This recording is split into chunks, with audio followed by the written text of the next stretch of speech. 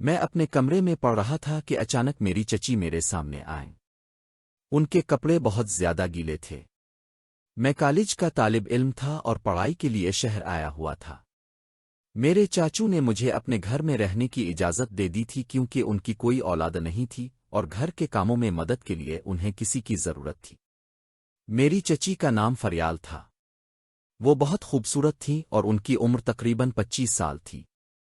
میرے چاچو بینک میں کام کرتے تھے اور کافی مالدار تھے، اسی وجہ سے فریال نے ان سے شادی کی تھی۔ جب سے میں اس گھر میں آیا تھا میں اکثر چچی کو دیکھتا رہتا تھا اور دل ہی دل میں ان کے بارے میں سوچتا رہتا تھا۔ اس دن جب وہ میرے سامنے آئیں تو میں انہیں دیکھتا ہی رہ گیا۔ انہوں نے مجھے دیکھ لیا اور کہا، سلیم کیا دیکھ رہے ہو؟ میں گھبرا گیا۔ وہ مجھ سے بازار سے کچھ سامان لانے کو کہنے لگے۔ میں فوراً ہاں کہہ کر بازار گیا، سامان لیا اور واپس آ گیا۔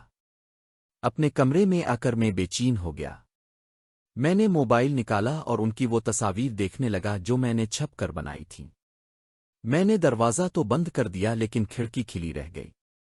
چچی نے مجھے دیکھ لیا اور دروازہ کھٹکھٹایا۔ میں نے دروازہ کھولا تو انہوں نے میرا موبائل لے لیا اور تصاویر دیکھ کر حیران رہ گئیں۔ میں بہت ڈر گیا اور معافی مانگنے لگا کہ وہ چاچو کو کچھ نہ بتائیں۔ انہوں نے نرمی سے پوچھا کہ یہ سب کب سے چل رہا ہے اور کیا میں انہیں پسند کرتا ہوں۔ ان کے لہجے میں سختی کے بجائے نرمی تھی۔ پھر انہوں نے میرا ہاتھ پکڑا اور کہا کہ وہ بھی میرے بارے میں کچھ ایسا ہی محسوس کرتی ہے۔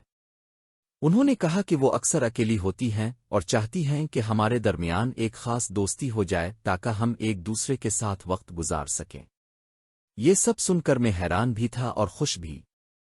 اس کے بعد ہم ایک دوسرے کے قریب آ گئے اور جذبات میں بہہ گئے۔ کچھ دیر بعد انہوں نے کہا کہ اب زیادہ وقت نہیں ہے کیونکہ چاچو آنے والے ہیں، لیکن آئندہ ہم پھر موقع نکالیں گے۔ اس طرح یہ واقعہ ختم ہوا، مگر میرے لیے یہ سب کچھ ایک خواب کے حقیقت بن جانے جیسا تھا۔